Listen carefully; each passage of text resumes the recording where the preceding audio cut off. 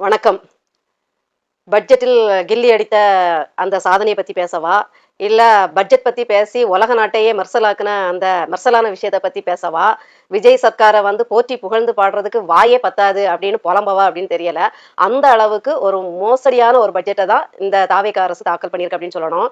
ஆனா இது எதிர்பார்த்தது தான். எப்போ திராவிடம் வந்து 10,00,000 கோடி கடன வச்சுட்டு போகுதோ, அதுக்கு முன்னாடி அதிமுக ஒரு 6,00,000 கோடி கடனை வச்சுட்டு போச்சுதோ, அப்பவே நமக்கு தெரியும் இவங்க இலவசங்கள குடுத்து இன்னும் கடன் வாங்கி நம்மள கடன்காரங்களாக்கி அழகு பார்ப்பாங்களே தவிர, எந்த ஒரு தொலைநோக்கு திட்டத்தையும், பொருளாதாரத்தை மேம்படுத்தும் திட்டத்தையும், கடனை அடைக்கும் திட்டத்தையும் இவங்க கொண்டே வரமாட்டாங்கன்னு நமக்கு தெரியும். ஏன்னா, இந்த தாவேகா அரசும் தேர்தல் பரப்புரையில அத்தனை இலவசங்களை திராவிடத்துக்கு மேலாக அள்ளி தெளிச்சுது. திராவிடம் ஒரு 10,000 8,000த்துக்குள்ள நின்னுச்சுன்னா, இவரு வந்து 50,000 கணக்குல போயிட்டாரு. ஒவ்வொரு திட்டமும் பாத்தீங்கன்னா, மொத்தமா கூட்டும்போது ஒரு வீட்டுக்கே 50,000 60,000 வந்து மாசமானா போற மாதிரி தான் இவருடைய இலவச திட்டங்கள் இருந்தது. அப்பவே நம்ம சொன்னோம் இவர் அள்ளி வீசுறாரு. திராவிடத்தை விட பல மடங்கு பம்மாத்து காட்டுறவரா இருப்பாரு. பல மடங்கு கபட நாடகம் போடுறதுல தேர்ந்தவரா இருப்பாரு. இவர் திரையில மட்டும் இல்ல தரையிலும் நடிப்பவர் அப்படிங்கிறத தலப்பாடா அடிச்சுக்கிட்டு சொன்னோம். அண்ணன் சீமான் அவர்களும் நாம் தமிழர் கட்சி சார்பாக இதை வன்மையா அவர் வந்து என்ன சொன்னார்னா குரல் கொடுத்தாரு. வேண்டாம் தம்பி, இவ்வளவு இலவசத்தை அள்ளி தெளிக்காத.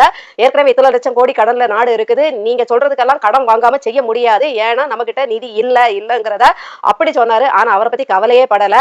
உண்மையை பேசினாரு. நான் கல்வியை தரமா இலவசமா தருவேன், மருத்துவத்தை தரமா இலவசமா தருவேன், தனியாருக்கு நிகரா என்னுடைய பள்ளிகள் இருக்கும், என்னுடைய மருத்துவமனைகள் இருக்கும், குடி தண்ணீர் நான் சுத்தமான குடி தண்ணீர் தருவேன். இதை தந்துட்டாலே உங்களுக்கு வந்து பாதி சுமை, அதாவது பண சுமை குறையும். வேலை வாய்ப்பையும் ஆடு மாடு வளர்த்தல், விவசாயத்தை பெருக்குதல்னு மண்ணிற்கேற்ற தொழிற்சாலைகளை நான் கொண்டு வருவேன். ஒரு மாவட்டத்திலேயே மண்ணிற்கேற்ற தொழிற்சாலைகள் அப்படி ரொம்ப எளிதாக தான் போடுவேன். ஊன்ட்டு கோடி கணக்குல செலவாகிற மாதிரி அப்படியெல்லாம் போட்டு செலவழிக்க முடியாது. நமக்கு நிதி பற்றாக்குறை இருக்கனால ரொம்ப எளிதா ஒரு கொட்டாய் மாதிரி போட்டு எவ்வளவு எளிதா அந்த தொழிற்சாலைகளை இயக்க முடியுமோ, ஹாஸ்பிட்டல் ஷீட் போட்டு ஃபால் சீலிங் போட்டு இப்படிதான் நான் எளிதா கொண்டு போய் அதன் பிறகு அந்த வருமானத்துக்கேற்ப அதை வந்து விரிவுபடுத்துவேன், அதை சரி பண்ணுவேன்.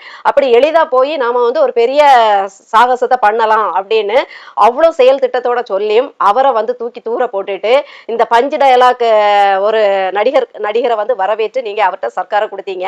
இன்னைக்கு அவர் வந்து நம்மளை வந்து பட்ஜெட் அப்படிங்கிற ஒரு பெரிய படுகுழியில தள்ளியிருக்காரு அப்படின்னு தான் சொல்லணும்.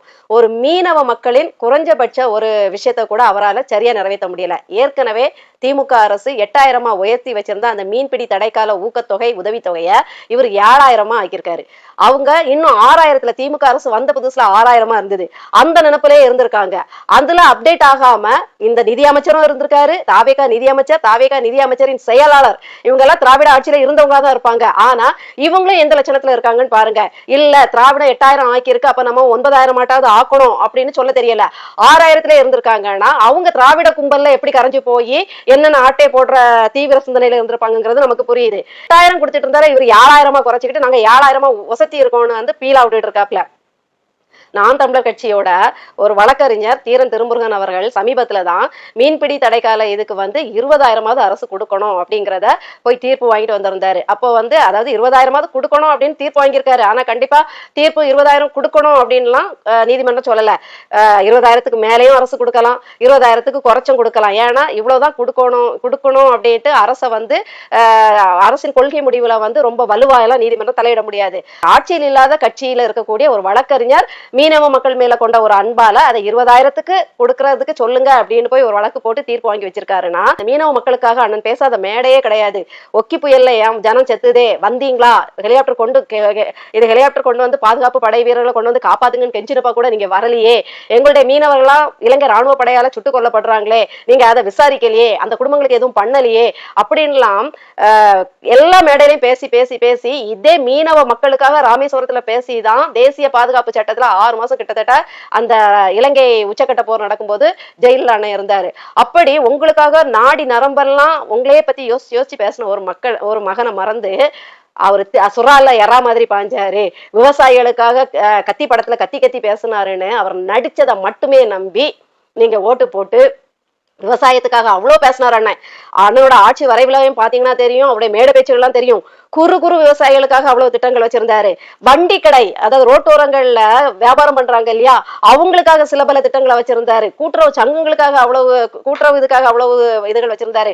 விவசாயத்துக்காக, இயற்கை உரத்துக்காக, இயற்கை விவசாயிகளோட அறுவடை, அதாவது விவசாயிகளோட வேளாண்மை வந்து விலை அவர்களால நிர்ணயிக்க முடியல அப்படிங்கிறதுக்காக நான் வந்தா அரசாங்கம் அதுக்கு ஒரு குழு அமைச்சு அந்த காலகட்டத்துல மகசூல் எப்படி இருக்குதோ அந்த மகசூலின் விளைச்சலின் அந்த இதுக்கு ஏற்ப ஒரு விலையை அரசாங்கம் விவசாயிகளுக்கு தோதா நிர்ணயிக்கும்.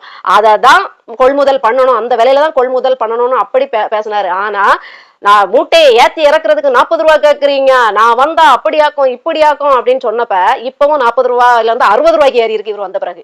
மூட்டையை ஏத்துறதுக்கும் இறக்குறதுக்கும் விவசாயிகள்ட்டே 60 ரூபாய் வாங்கிட்டு போற ஒரு கொடுமையான இதுதான் நடக்குது. இந்த விவசாயிகளும் அண்ணனை கைவிட்டாங்க. அதாவது பால் மாதிரி பேசுறவங்க, பால் வடிஞ்ச முகம் மாதிரி பேசுறவங்களே நம்பி நம்பி ஒரு காட்டமா வெட்டு ஒண்ணு துண்டு ஒண்ணு ரெண்டுன்னு பேசுற ஒரு ஆளை வந்து நீங்க நம்பாம விட்டதோட பிரதிபலன் தான் இன்னைக்கு. விவசாயிகளுக்கும் பட்ஜெட்ல பெருசா எதுவும் இல்ல, விவசாயிகளுக்கு தார்பால் கொடுக்குறாராமா. எதுக்கு? அந்த சாகுபடி செஞ்ச அந்த விளைச்சலை மூட்டை கட்டி விற்கிறதுக்கு வைப்பாங்க இல்லையா, அரசு கொள்முதல் பண்றதுக்காக, அதுக்கு வைக்கிற குடோனுக்கு குடோன் கட்டி கொடுக்க மாட்டாராம், தார்பால். தார்பால் போட்டுக்கிட்டு அதை மூடி போடுறதுக்கு இத்தனை கோடி ஒதுக்கி இருக்காராமா. இதுக்குதான் இவர் வாய்களையா நான் அடுத்த ஜென்மத்துல வந்து விவசாயியா பிறக்கணும், ஏன்னா இந்த ஜென்மத்துல விவசாயியா இறங்கி வேட்டியை மடிச்சு கட்டி வயல்ல இறங்கினாருன்னா வயல் எல்லாம் இவருக்கு வந்து இறங்காத இறங்காத நீ அடுத்த ஜென்மத்துலதான் வரும் கத்தணும். இல்ல இப்ப இறங்கிட்டாருன்னா வயக்காட்டுல உள்ள நண்டெல்லாம் அவரை கடிச்சிடும், அடுத்த ஜென்மத்துலன்னா நண்டே இருக்காது. அதனால அடுத்த ஜென்மம் எடுக்கணுமா. இப்படி பேசி பேசி உங்களை ஏமாத்தினாரு அண்ணன், பேசி பேசி உங்களை புரிய வச்சாரு. ஆனா இவர் பஞ்சு டயலாக்ல உங்களை பேசி ஏமாத்தினாரு அப்படின்னு தான் சொல்லணும். விவசாயிகளுக்கு தார்பால் கொடுக்குறீங்க, மழை காலத்துல நனைஞ்சிரும், உங்களுக்கு ஒரு கொட்டகை கட்டி கொடுக்க முடியலையா, குடோன் கட்டி கொடுக்க முடியலையா, தானிய கிடங்கு கட்டி கொடுக்க வக்கற்ற அரசுன்னு திமுகவை திட்டிட்டு இப்ப இவரும் தார்பால் கொடுப்பாராம். தார்பாலை மூடிட்டு, ஏன் அதே திராவிடத்தனம் தான். என்னன்னா தார்பாலை கட்டி கொடுத்தாலும் பெரும் மழையில தார்பால் தாங்காது, மழைய தண்ணி வந்து மூட்டையில ஏறிடும், புல்லு முளைச்சிரும். இவங்க வந்து டாஸ்மாக் ஆலைகளுக்கு குறைஞ்ச விலையில ஒரு மூட்டை 1 ரூபாய் 2 ரூபாய் ரேட்டுல அது வந்து சாராயம் காய்க்கிறதுக்கு யூஸ் ஆகும். இதுதான் திராவிடமும் பண்ணுச்சு. ஏன் திராவிடம் தானிய கிடங்கு கட்டி கொடுக்கல? இந்த விளை பொருட்கள்லாம் மழையில முளைச்சா இது என்ன சொல்றது, அடிமாட்டு விலையில இப்போ கிலோ ஒரு மூட்டை 100 ரூபாய்னா புல்லு முளைச்சா அந்த மூட்டை 1 ரூபாய் 2 ரூபாய் தான், சும்மா கொடுத்த மாதிரி கொடுக்கணும். அது வந்து சாராயம் காய்ச்சறதுக்கு பயன்படுத்தணும் அப்படிங்கிறதுக்காக திட்டமிட்டு அவங்க வந்து கிடங்குகள் வந்து விவசாய கிடங்குகள், அந்த விளைச்சல் கிடங்குகள் வந்து குடோன்கள் கெட்டி கொடுக்கல, தானிய கிடங்குகள் கெட்டி கொடுக்கல. அதே இதுலதான் இவங்களும் இதே டாஸ்மாக எப்படி விரிவுபடுத்தலாம், அதை ரெட்ரோ பாராக்கி எப்படி வந்து குடிமகன்கள் ஆக்கலாம், குடிமகன்கள் வந்து குடிச்சுக்கிட்டு சாப்பிடுறதுக்கு 4 கடை தாண்டி ஹோட்டலுக்கு போய் கஷ்டப்பட்டுறக்கூடாது, தள்ளாடி விழுந்துருவாங்க, அதனால குடிக்கணும் கடிக்கணும் ரெண்டுமே ஒரே இடத்துல இருக்கணும்ட்டு ஒரு தொலைநோக்கு பார்வையோட மக்களோட நுரையீரல் மேற்கொண்ட பற்றின் காரணமாக அவங்க வந்து ஈரல் பொரியல் கொடுக்குற மாதிரி ரெட்ரோ பார் எல்லாம் செய்ய போறோம்னு சொல்றாங்க. போதாத குறைக்கு வந்து டாஸ்மாக் வந்து இப்ப 52,000 கோடியில போகுது அப்படின்னு வேற அதே திமுக மாதிரியே ஃபயர் விட்டுட்டு இருக்காங்க. இன்னொன்னு, இணையதளத்துல வீட்டுல இருந்து எப்படி நீங்க வந்து ஸ்விக்கி சொமேட்டோக்கெல்லாம் ஆர்டர் பண்ணி சாப்பிடுவீங்களோ, பொருட்களை வாங்குவீங்களோ, அதே மாதிரி டாஸ்மாக் சாராயத்தையும் நாங்க வந்து வீட்டுல இருந்தே நீங்க வாங்கி குடிங்க, நடக்க வேண்டாங்க. ஏற்கனவே பொம்பளை பிள்ளைய கொஞ்ச நெஞ்ச முகத்தை மூடிக்கிட்டு வெக்கமே இல்லாம வரிசையில நின்று வாங்கிட்டு இருந்தாங்க.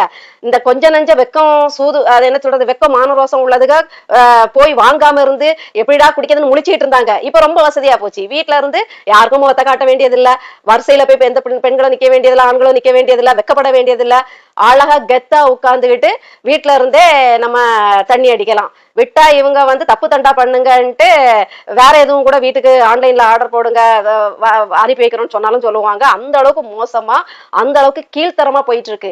இப்படி டாஸ்மாக்கை எப்படி நீங்க வளப்படுத்தலாம்னு தான் திராவிட மாதிரியே யோசிச்சுட்டு இருக்கீங்க.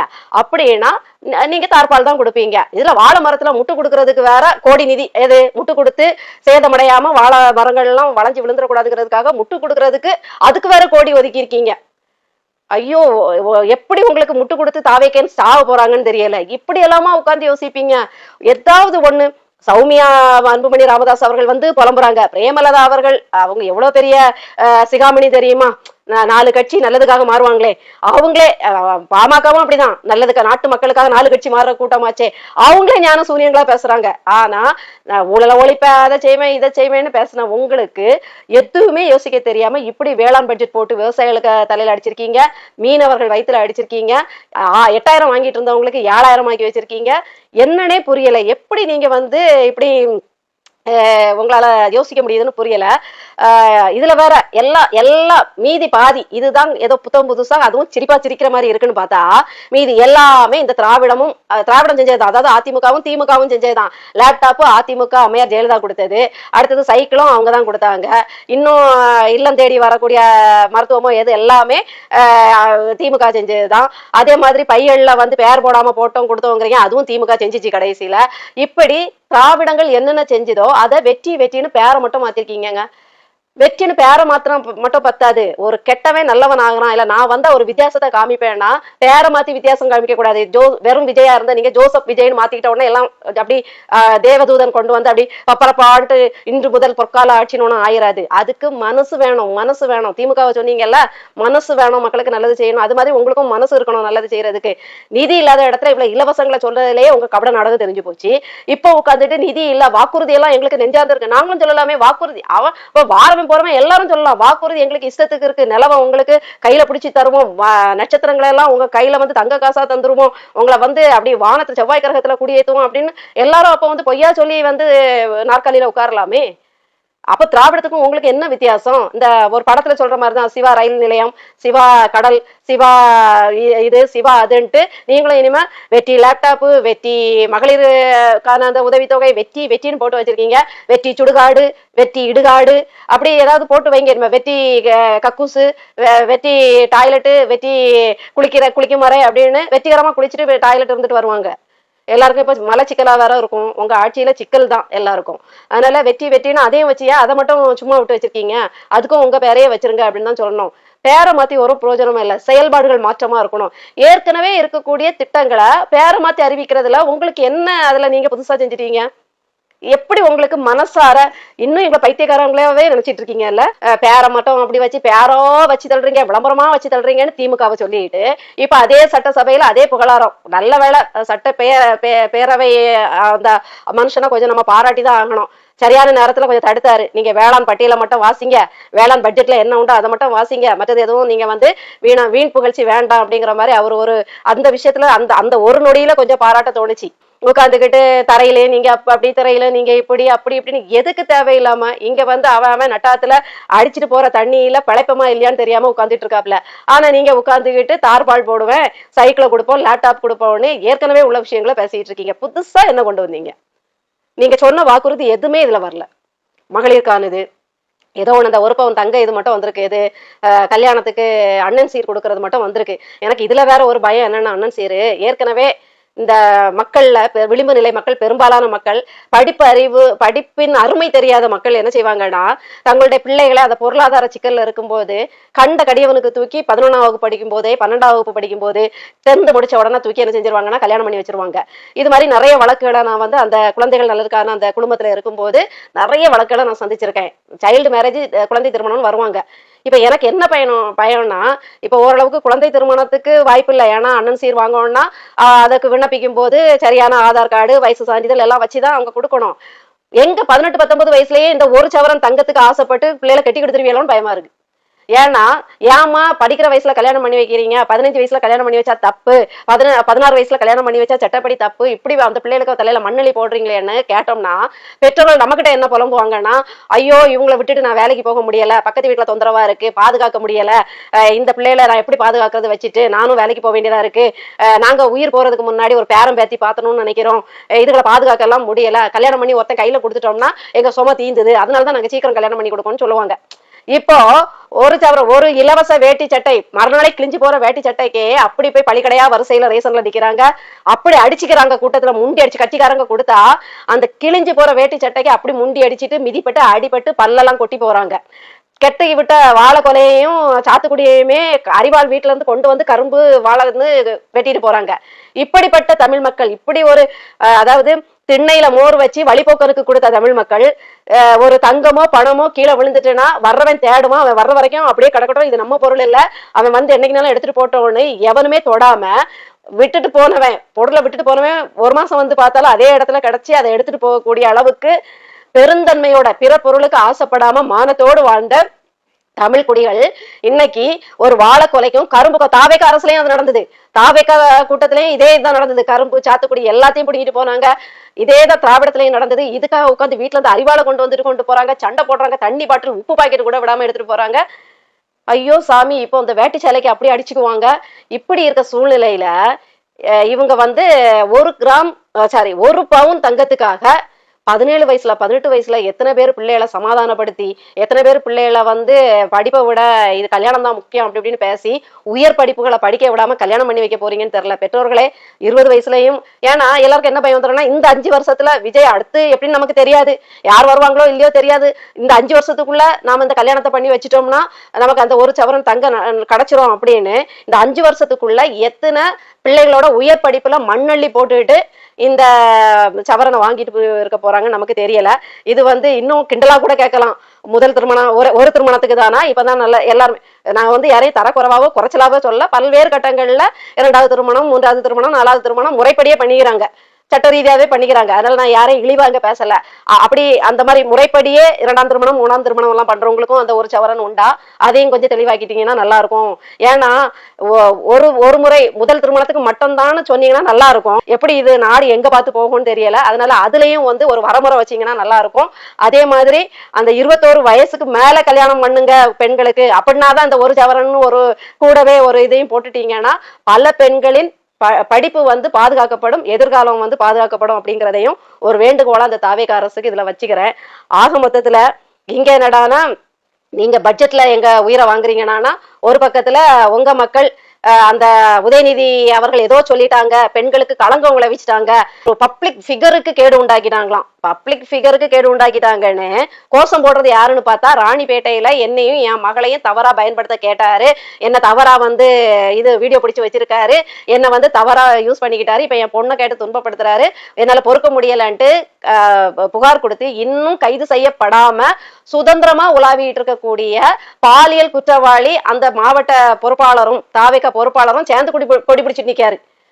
இது பெண்களுக்கு எதிரான வன்கொடுமை, உதயநிதியை கைது செய்யணும். கொடுமை, உண்மையிலே கொடுமைன்னு கோயிலுக்கு போனா அங்க ஒரு கொடுமை தலை விரிச்சாடுமா அப்படிங்கிற மாதிரி நாம பாலியல் வன்கொடுமை, ஐயோ திருட்டு திராவிடம் இப்படி பண்ணுது, இந்த திராவிட ஆட்சியில நம்ம பாதுகாப்பே இல்ல, திராவிடங்கள்லாம் நம்மள சுடுகாடு ஆக்கிச்சு அப்படின்னு நம்ம புலம்பிக்கிட்டு உட்கார்ந்துருந்தோம்னா, இவங்க இன்னொரு கொடுமையை தேர்ந்தெடுத்து அதை விட மோசமான ஒரு சமூக குப்பைக்கு வாக்களிச்சுக்கிட்டு அந்த சாத்தான்களும் போய் கொடி பிடிச்சிட்டு நிக்குது. எப்படி சாத்தான கைது பண்றதுக்கு சாத்தான்கள் கொடி பிடிக்குது. இதுதான் பெரிய இதா இருக்கு. இப்ப போட்டியே திமுகங்கிற சாத்தானுக்கும் தாவேக்காங்கிற சாத்தானுக்கும் தான். இந்த சாத்தானை கைது பண்ணுன்னா அந்த சாத்தான் கொடி பிடிக்குது, இந்த சாத்தான்கள் சரியில்லைன்னா அந்த சாத்தான்கள் வந்து பேட்டி கொடுத்துட்டு தெரியுது. ஆக மொத்தத்துல நாட்டுல பேய்க்கும் சண்டை.